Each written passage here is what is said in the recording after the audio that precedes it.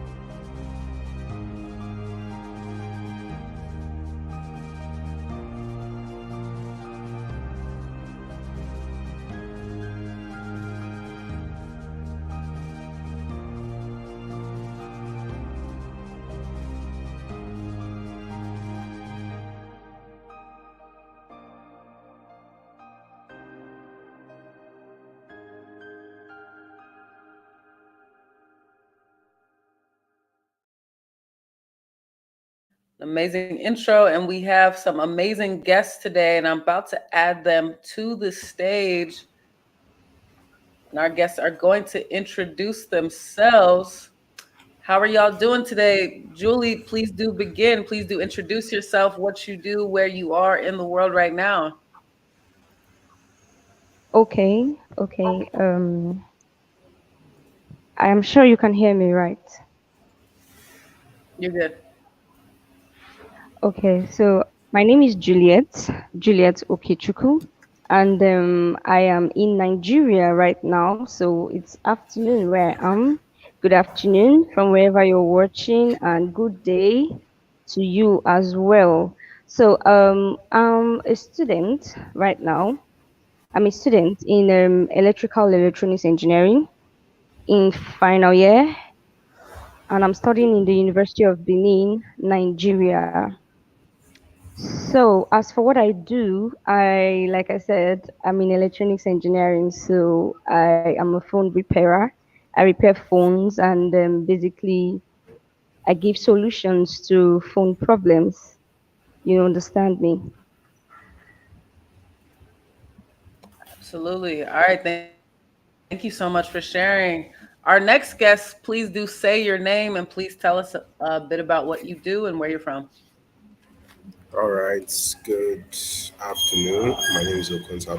I write financial content on. I write content on finance and renewable energy. I'm an undergraduate at the University of Benin as well. I study electrical electronics engineering as well. So basically, I see Juliet every day, and that's pretty much it. I'm into politics, school politics. Absolutely. All right. Thank you You all hear me? so much. So let's first off, you're good. So let's begin off the conversation. Now, our topic is teenage mental health, how to cope amidst the rampant body changes. And both of you are students. So I'm assuming you're closer in teenage age. So you have maybe some experience with the population and youth in general. So let's first start off with the first question. Why is it important to have conversations amongst teenagers about mental health? Julie, we can start off with you.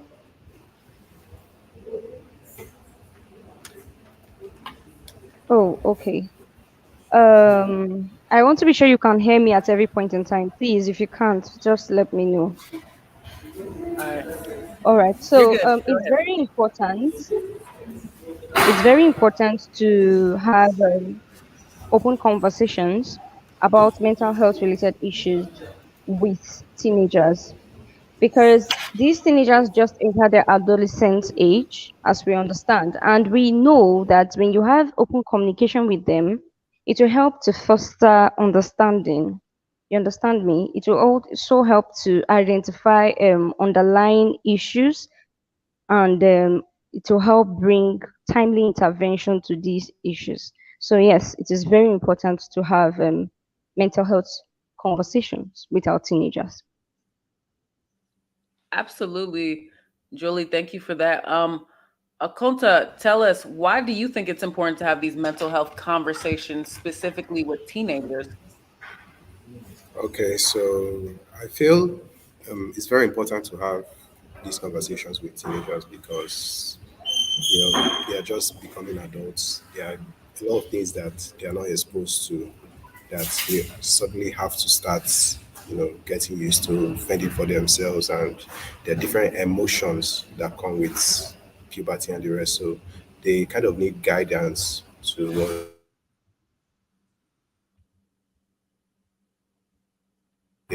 they may find difficult in the future. So it's good to start having those conversations on time. That way they do not carry a lot of trauma into their adulthood. Absolutely, that's such a great point. Sorry, Not can you hear carrying me? trauma into their. You're good. That's a great point. Not carrying trauma into their adulthood. What do you think? Both of you, anyone can go ahead and take this. What are some of the biggest issues facing teens and mental health? You think anyone can go? Okay, Okay. okay, I believe. Um, Julie, go ahead. oh, okay. Okay. So it's all right. Most of the issues faced by teenagers today, I will start with the body image issues. Body image issue Okay. is one of the rampant issues, faced by our teenagers in this era, in this modern day that we live in. And other issues like the social media pressure, the academic stress, self-esteem, depression, anxiety issues. Those are also like serious issues. But I mean, the most rampant one is the body image issues right now. Absolutely. What do you think is kind of from your perspective, Julie, what is the body image issues? Like what is exactly pressing on young people? What does that exactly look Oh, like? Body image. What does that mean? okay. So when I'm talking about body image, yeah, I'm referring to our integral, self body concepts, like what you think about your body. You understand me? It's a dynamic part of our life that changes. It changes throughout our course of living. You understand? So in my short mind me to mention, but in my short 22 years on earth, I do know that many teenagers pass through so much problems and have some of them actually have a faulty mindset with respect to their bodies and how they see their bodies. So when I'm talking about a body image issue, I'm referring to their mindset about their body. So yes, that's what I'm talking about. Okay, absolutely. No, fair enough. Um, Akonta, let's go to you. What do you think? What are some of the biggest issues facing teens and mental health? Julie mentioned body image as well as some other things. From your perspective, what are some of those biggest issues facing teenagers and mental health?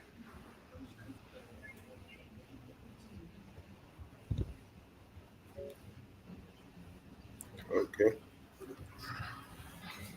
For me, the biggest issue, which almost encompasses most of the other issues, is comparisons.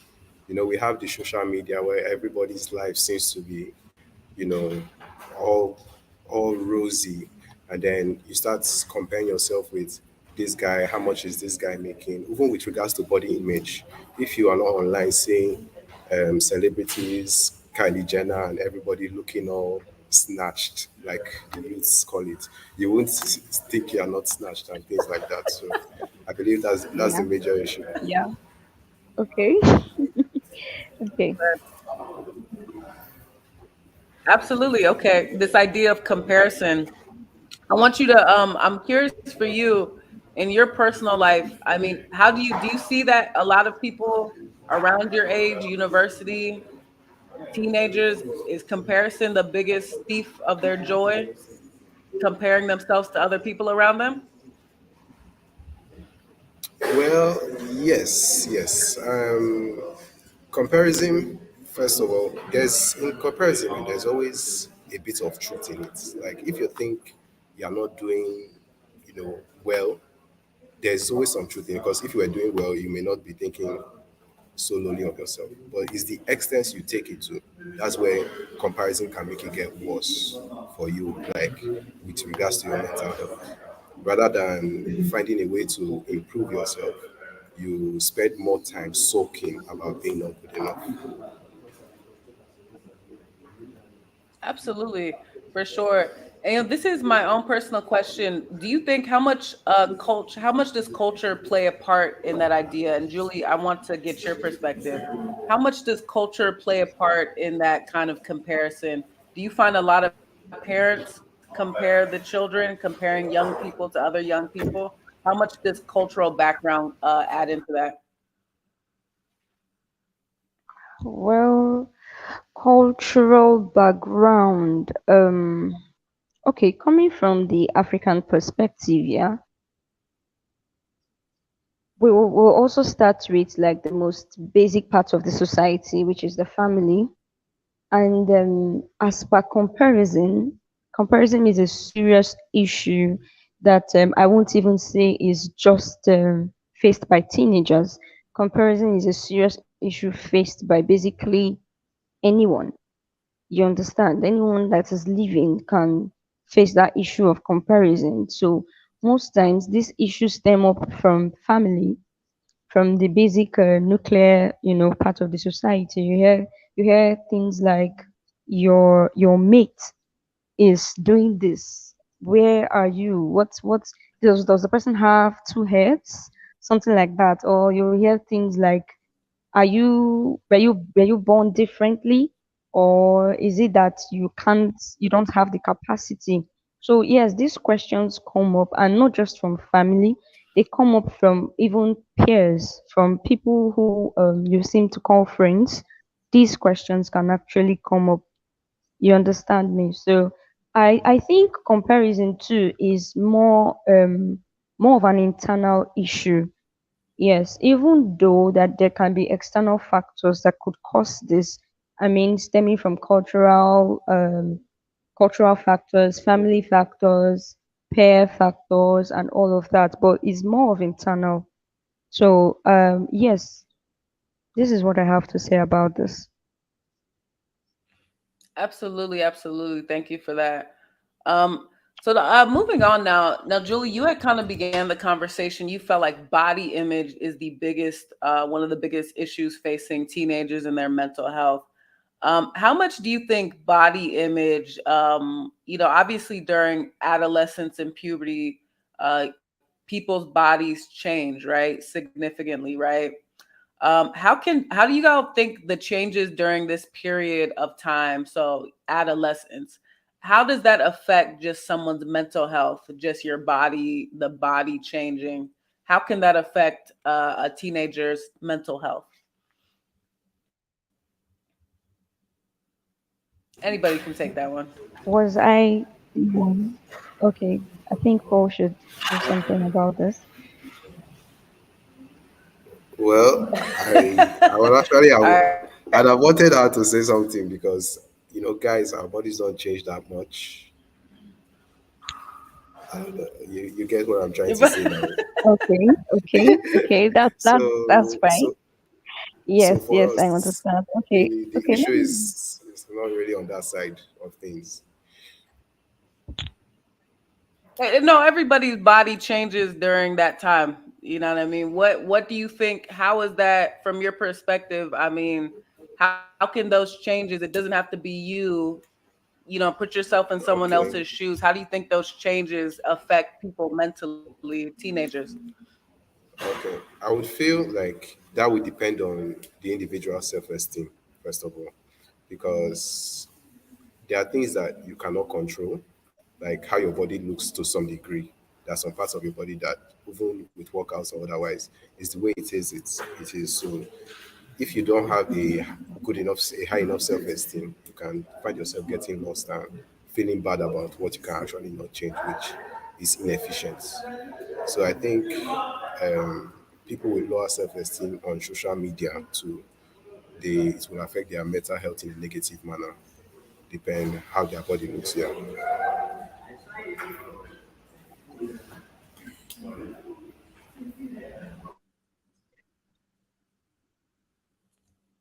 Julie, do you have any thoughts on that? Oh, yes, I do have something to say about this, definitely. Okay, so it is at the adolescent age that primary body changes actually occur. And truth is at this point that there's a high risk of there's usually high self-consciousness at this point of growth in a teenager's life. So yes, there's also a high risk of body dissatisfaction during this age. But most of the times, this is dependent on what the teenager is exposed to. So, yes, body image is, like I said, an integral dynamic part of ourselves, and it is really how we perceive ourselves. But truth is, when a child is born, most of what he tends to know or what he tends to believe is what is told to him or her, is what he sees or what she sees. I don't know if you understand me. What she hears, I'm talking about the female child now. Let me be specific. So what she sees, what she hears, what she's told. So most of these things take a great toll on her as she grows. So by the time she gets to her adolescent age and those body changes like I don't have to be specific, but the growth of our chest, and when you begin to hear okay, you begin to see your monthly flow and all of those things. So at this age, we become very, very self aware, very, very self conscious. So depending on what we are exposed to, it will go to a great length to tell how satisfied we are with our body or how dissatisfied we can be with our body. So, yes,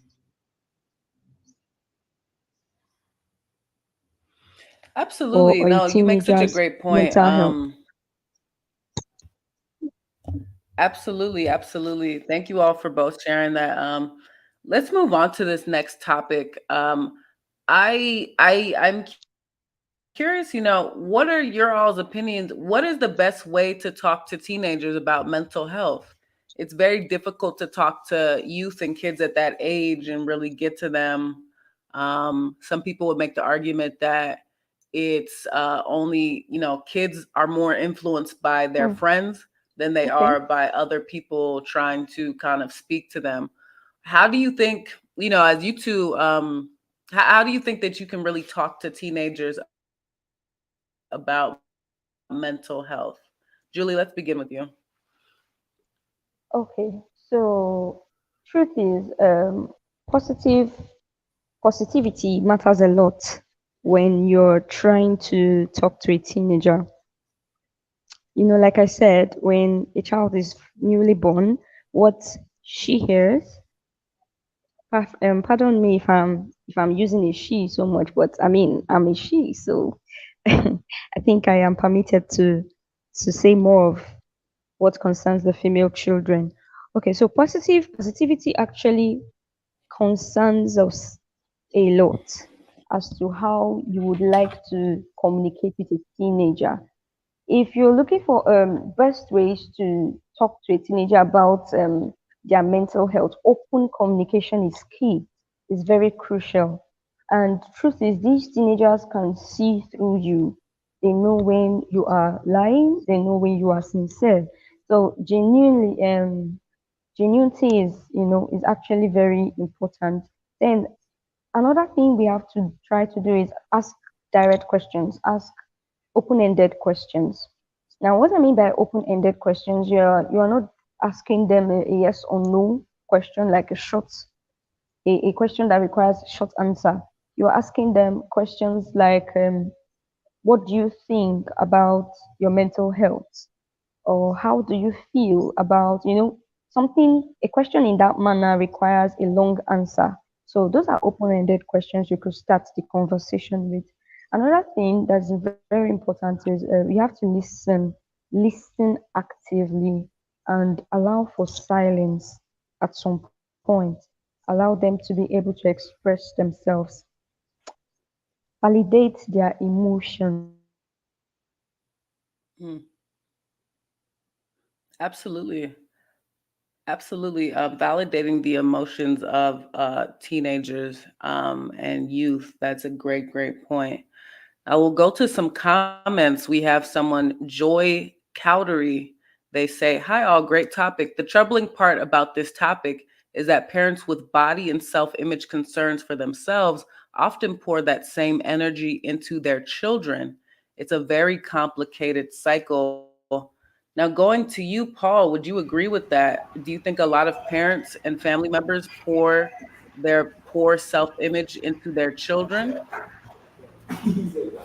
Well, this is a relatively complicated question for me to answer because I'll tell you a short story. When we were much younger, my brother and I used to walk with a slouch. We're basically getting hunchback at some point. But every time my mother would see us, she would basically be like hitting the bag, saying, stand straight, stand straight, stand straight. You are looking like this, you are looking like that. And in today's era, somebody will say, okay, mom is body shaming, mom is doing this. But today, like we're both adults, he's about 3 years older than me, and our backs are straight based on all the pressure she puts on us. So in that case, it was not how we were supposed to be, but just like a bad habit that somehow we had developed maybe from school or otherwise. So I think it depends on the extent to which family and friends, put these pressures on the kids because there are sometimes, pressure needs to be put on someone to change what can be changed in that person. I don't know if I passed my For points sure. across. Okay. No, for sure. I completely get where you're coming from, Paul. Do you think that pressure is always good for kids? And is every kid going to respond to that pressure the same? What do you think? Okay, yes. Not every kid would respond to pressure the same way. So I think a parent's task here is understand what motivates their child. If it's like the carrot or the stick approach, or a situation whereby they have promises for good behavior and things like that. When we're growing up, like they say, if you carry first, they buy you this one, and then you finally carry the first, and they will actually buy you and be like, so good things happen when you achieve great things, and that kind of, there are some people that were basically forced to achieving excellence, and the way you feel is just different. The two children will be having the same results, but the way they feel about themselves is always different. Absolutely, absolutely. Two children definitely can feel different things. No, good point, good point.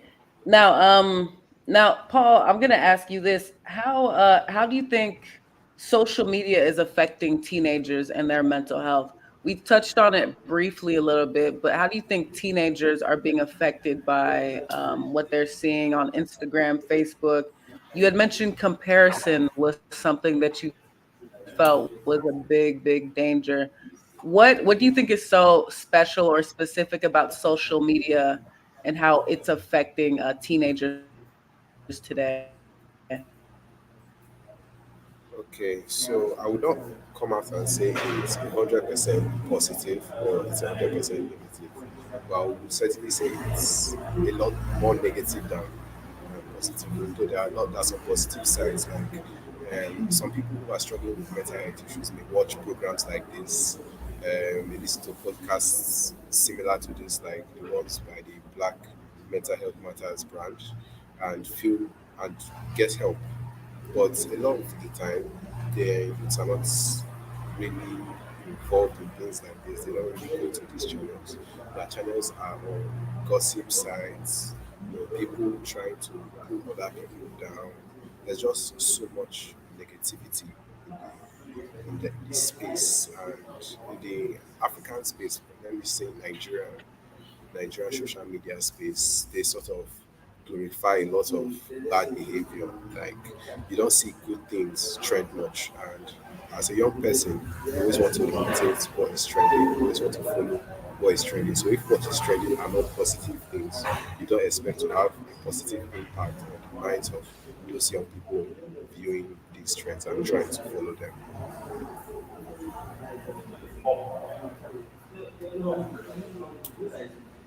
Absolutely. No, absolutely. I love how you talked about Nigerian social media space. Julie, bringing you back to the conversation, how do you think social media has affected teenagers' mental health? We talked a little bit earlier, we touched briefly on it about comparison. What do you think is kind of the biggest thing about social media that's affecting a lot of young people's mental health? Okay, in social media, a lot of things are being promoted. A lot of both positive things, both negative things, they are all being promoted. And I think these days in social media, even negative things are not just being promoted, they are being celebrated.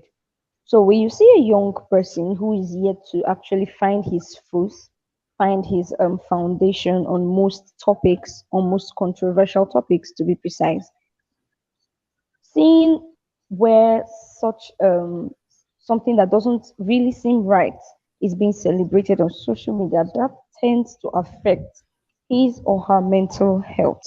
And as a teenager, they need a lot of holding hands. Like what I mean by holding hands, they need a lot of advice. They need a lot of directions. So truthfully, social media has so much impact. When you go online these days, you see, okay, the trend right now for females, the trend is almost like show your skin at every point in time.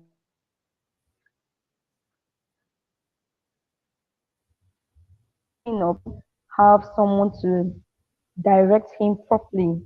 Please, can you hear me? You're good. You're good. Okay. So as I was You're good. saying, a teacher who doesn't really have someone to direct him or hold her or him by his hands, to tell him, okay, this is good or this isn't good, or to teach him, okay, this is the best way to do this, or this is not the best way to do this. You see such a teenager making mistakes. You see such a teenager following, you know, role models per se on social media, doing things that they do, whether it's right or wrong. So yes, social media is going a long way right now in affecting our teenagers and their mental health.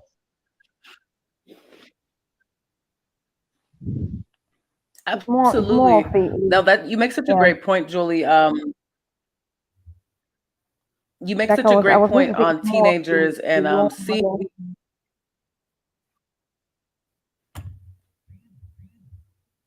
you make such a great point in teenagers and seeing these things on social media. The visual really does impact the mental processing. So I appreciate you bringing that up. Um, let's see. I want to move on now. What are some good ways to check in with teenagers in terms of their mental health, in you all's opinion? How does one even facilitate and start that conversation with a teenager to begin to talk about mental health?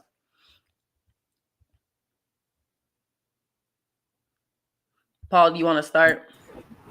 Yeah. So I believe that it all has to start from building trust, because if a teenager or any young person generally does not trust you, he's not going to open up to you, actually be honest with you.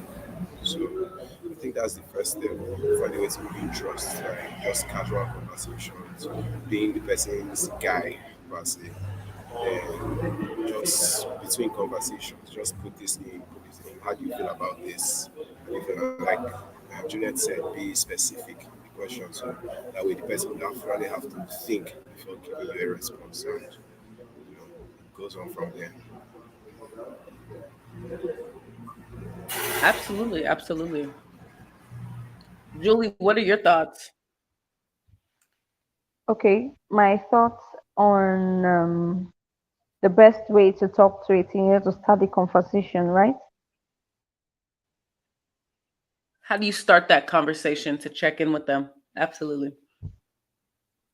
Okay, most of the times these teenagers are not really comfortable talking about some topics, especially when it's not a normalcy, probably in their families, because most of the times when you see these adolescents act in a certain way, it's something they must have learned from their families, probably their mom or their dad, or someone really close to them. So truth is, when as an adult you're trying to talk to a teenager, they have to first be comfortable in your space, or probably you have to find somewhere where they will be comfortable. Most of it, I think, sometimes you could even try getting them to do something with you.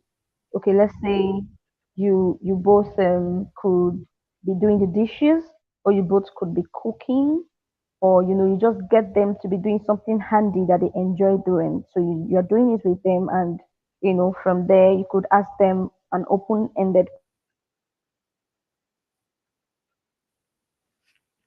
like, how do you feel about this?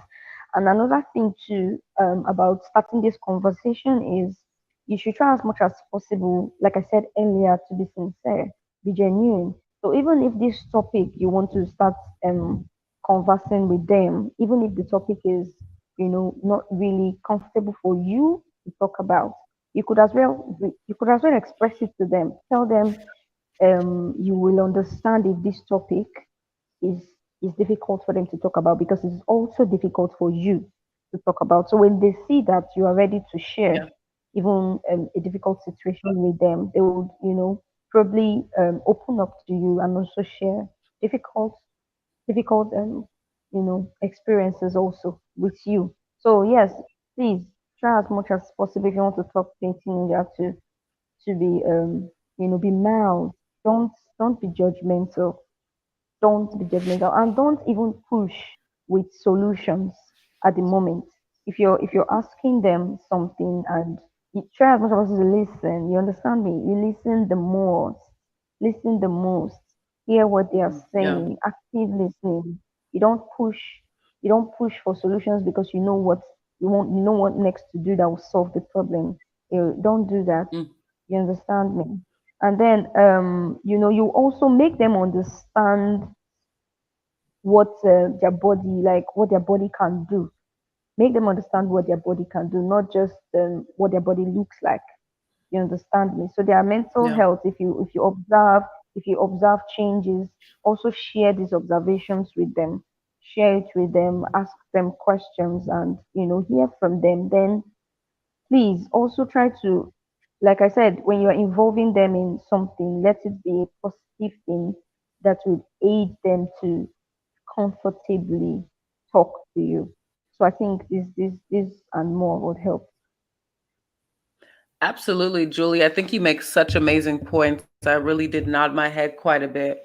I think that it's very important to be very open-minded. Don't offer straight solutions when you're talking to Yes, young people, because that'll close them off immediately. yes, Especially, I can give examples of, especially young woman, as you're kind of morphing into a woman. It's maybe your father can be a bit weird about your body changing. He doesn't know how to approach that because he's not like Paul said, he's not a woman, right? So, it's Yeah. like people feel, or maybe a mother with a son where it's like, well, I don't know how to respectfully say your body functions, right? I think there is some kind of Yeah. uncomfortability that a lot of us kind of face trying to talk to, let's say, the opposite gender or a different gender. And I think you make such a great point, finding meeting the child where they're at is really the key to really break through those barriers of communication, because it really is, it's not one conversation about mental health in teenagers and adolescents. It's a continued conversation for the rest of your life. Your body will always change, your mental health, all these things. So I think that's such great gems that you're giving right there, Julie. Now, Paul, I want to move on to you. This is such an interesting question I'm about to ask. What pressures do you think teenagers have today that they did not have back in the day? So, in the past, what issues did they have that the teenagers are not facing today? And today, what issues are teens facing that they didn't face in the past? What do you think?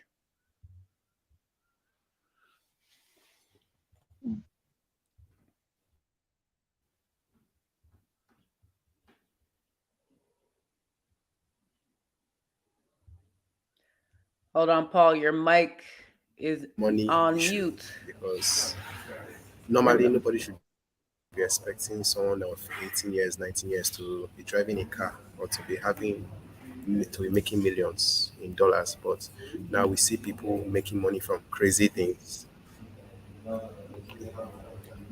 You can't hear me? All right, go ahead. Redo Hello? what you just said. You kind of came in late there. Can you hear me? You're good. Yes, Go we ahead. can hear Repeat you. what you Just said.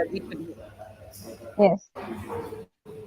Repeat what you said. Sorry, can anyone hear me? Good. You're good. Okay. Just repeat what you We can said. hear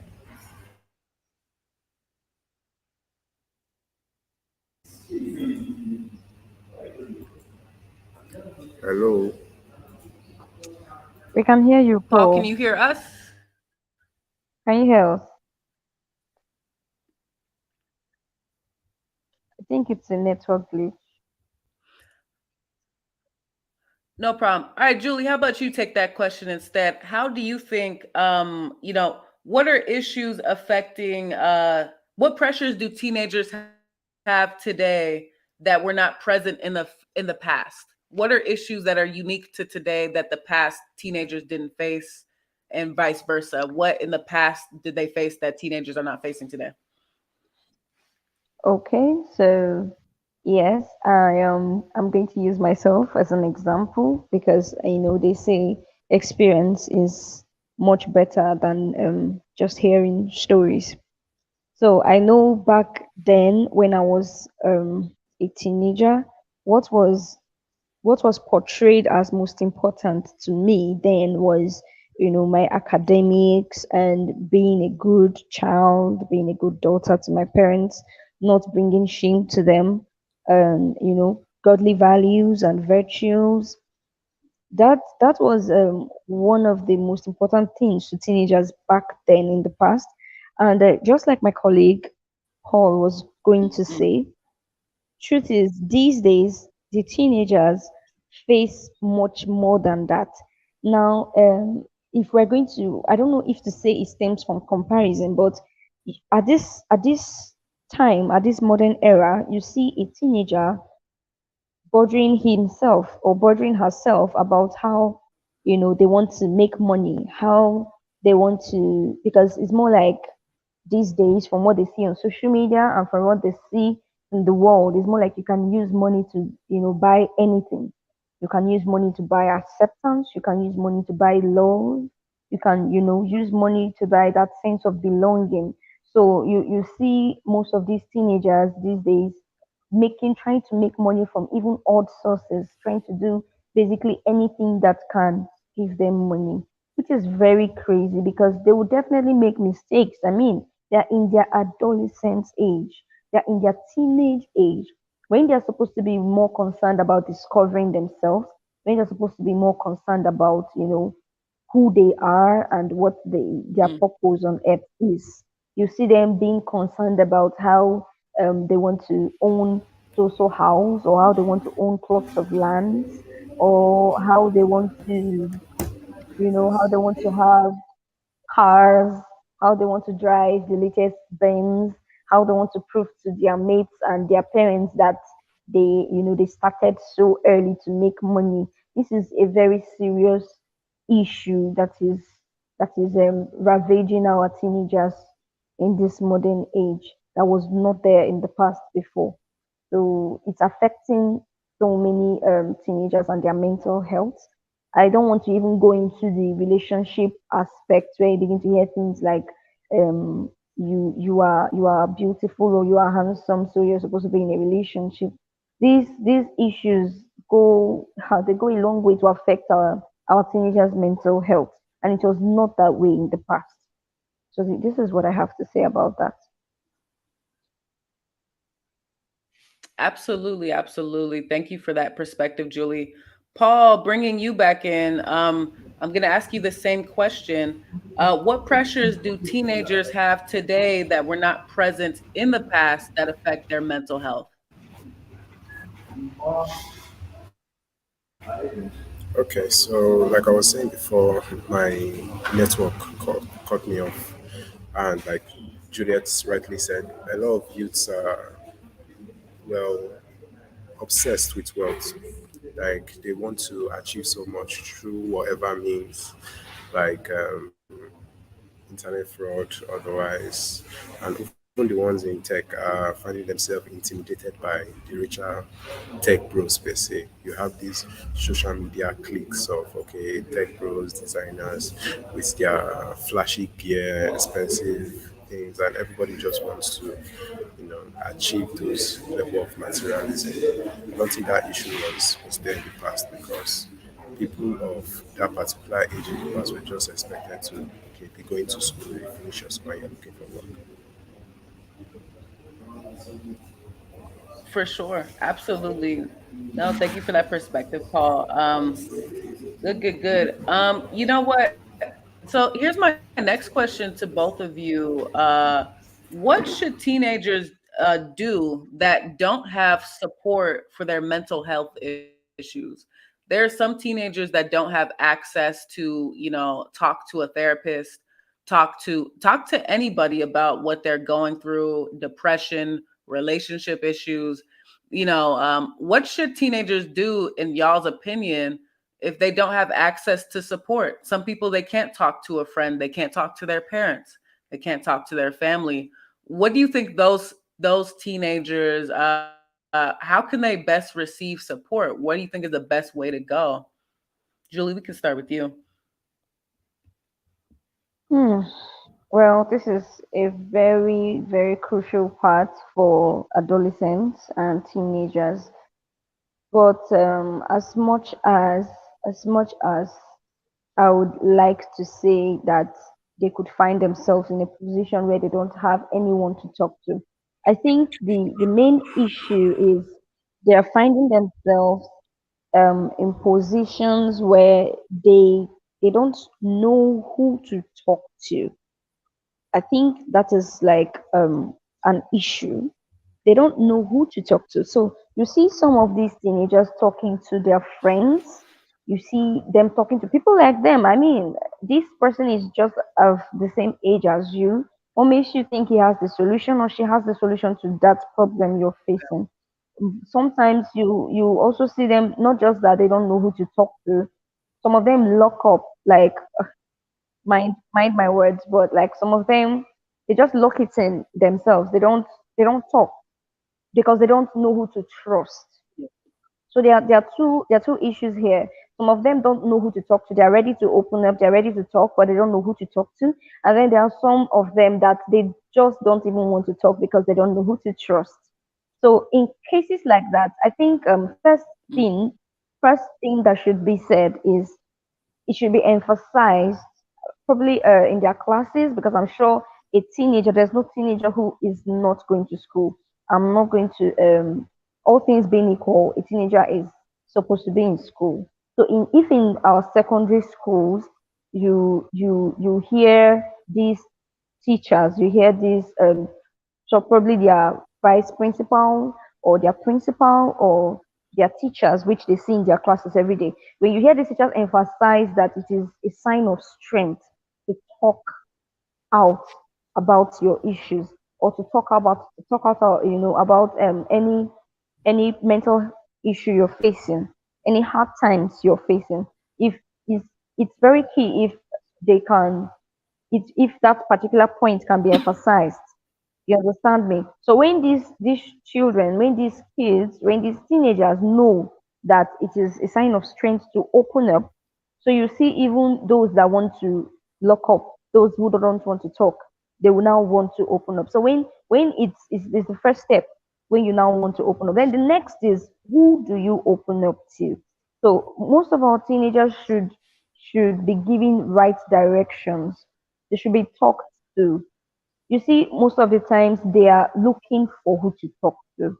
So if at that point there is a very sensitive adult there, or there's someone who is very observant, the person will be able to observe that, okay, there's a change going on in this person. There's something going wrong right here, and then you be the one to meet them, approach them, you ask them questions.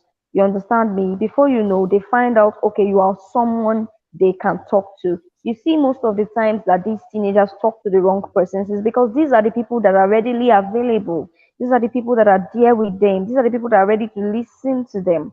You understand me? So I think that's one of the things we should major on as adults. We should try to like tell them, this is what you should do as a teenager. This is who you should talk to. Someone who can solve your problem, not someone who will just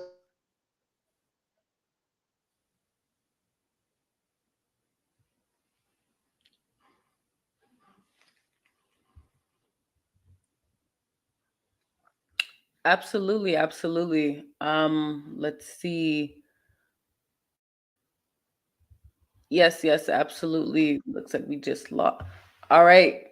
That's such a great point, Julie. I really appreciate you saying that. Next question I do have, what are the best ways do you think our we can support our youth and their mental health? It's going to be one of the last questions we ask today. What are the best ways we can support our youth with their mental health? Having a little bit of technical difficulties here. Paul, can you hear me? Yes, yes, I can hear you now. I can hear you. All right. What are the best ways to support our youth and their mental health? What do you think? Well, first of all, having sessions like this and like the Black Mental Health Matters brand is doing on Spotify, I actually got into mental health conversations through another mental health podcast. I think that one is called the Mental Health Podcast. So a lot of these like spread awareness to young black Mm, people no. about mental health. Because when I was in secondary school, like I didn't know anything like what's mental health, what's depression. This were things you just hear in a Hollywood movie, just like yeah. So it was just a foreign concept to us. So we need more talks like this and physical conversations in schools, on university campuses. I think it's even more important to have them on university campuses because we have a lot of young people going through an academic depression kind of thing where there's a lot of great pressure and things like that. So they need to converse with them and talk to them about how to handle these problems. Absolutely. No, and I appreciate that, Paul. Well, we are wrapping up on time, so I appreciate you and Julie for being great guests today and a part of the podcast. Paul, before we wrap, do you have any social media or any organization that you want to promote before we leave? All right, so you can follow me on LinkedIn at Paul Okonta, and you can follow my student body, SEAS Uniben. That's the Society of Electrical Electronics Engineering Students, University of Benin. I'm the current financial secretary. Absolutely. Julie, as we're wrapping up, we really appreciate your time today. Thank you so much for being a part of the podcast. Julie, any social media or website or organizations that you want to shout out before we leave? Oh yes, yes. Before I leave, I want to mention that a phone hardware repair specialist. So I own a company, Juliet Technologies, where I offer solutions to people's phone problems. I'm sure you can hear me, right? So can you hear me? You're good. Yeah, go ahead. Hello, can you Go hear ahead. me? We can hear you. Yes, go ahead. We can hear Okay. you. Okay, so I was talking about my brand, Julie Blinks Technologies. Um, like I said, I'm running that brand, and okay, so it's the okay. So we have our website www.julieblinkstech.org.ng. So there, I think these 2 months will be also launching our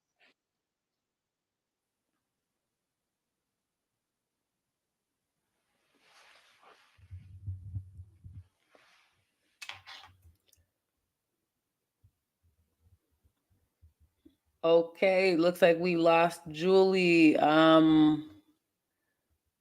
All good, Julie. We will be back. Everyone, Paul and Julie, their information will be in the podcast. I mean, in the description box. No worries.